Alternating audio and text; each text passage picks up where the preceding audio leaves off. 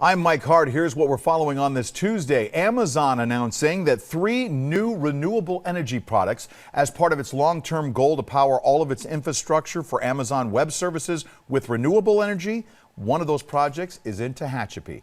The projects in all, one in Ireland, in Sweden, and the one in Tehachapi will deliver wind-generated energy that will total more than 229 megawatts of power, with expected generation of more than 670,000 megawatt hours of renewable energy every year. According to a release from Amazon, California leads the U.S. in renewable electricity generation from non-hydroelectric sources. And the state's Tehachapi Mountains, where Amazon's wind farm will be located, contains some of the largest wind farms in the country. The wind farm project in Tehachapi is expected to bring up to 47 megawatts of new renewable energy capacity by the end of next year. Well, it's now official. The closure of the westbound lanes of Highway 58 at Real Road is complete. Now it's due to construction of the Centennial Corridor. The eastbound ramp was permanently closed in February. Drivers now going westbound on the 58 have to exit at Chester Avenue. Officials also say there will be several nighttime lane and ramp closures this week. Those overnight closures begin at 9 p.m., run till 5 a.m. For a complete list, go to our website, turn223.com. And Cities Fire is adding 2 new engines to their lineup. Engine 308 replaces another one that was in service since 1998.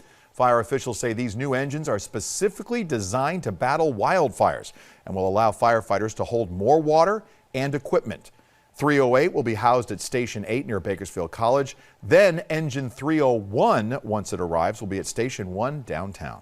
Let's bring in Elena Rusk and get a look outside at this Tuesday forecast. Yes, another system moving onshore, so this one will drop us down dramatically with our temperatures. Yesterday was 83. Today we're talking about 70 here in Bakersfield, upper 60s for the rest of the valley. Passing clouds do bring a slight chance of rain, but the best chances of rain will be along those foothills where those clouds get stuck and squeezed thanks to increasing winds. When I talk about winds, I mean winds, especially midday into this afternoon. They're picking up quite quickly into our mountain passes and down into the desert. 30 to 50 mile-per-hour sustained winds possible, gusts to 60 miles per hour or faster. With winds like this in the past, we have seen blowing dust in the desert. We've seen toppled big rigs, especially along highways 14 and 395, so keep that in mind. As for rain totals, a few hundredths, if anything, here on the valley floor, but again, against those foothills, look at the base of the Grapevine. They're talking about a 1/4 inch to a 1/2 inch potentially, so it may be dry for most of your commute, then very wet at the base, and then once you get to Fraser Park, dry again. Quite the interesting forecast.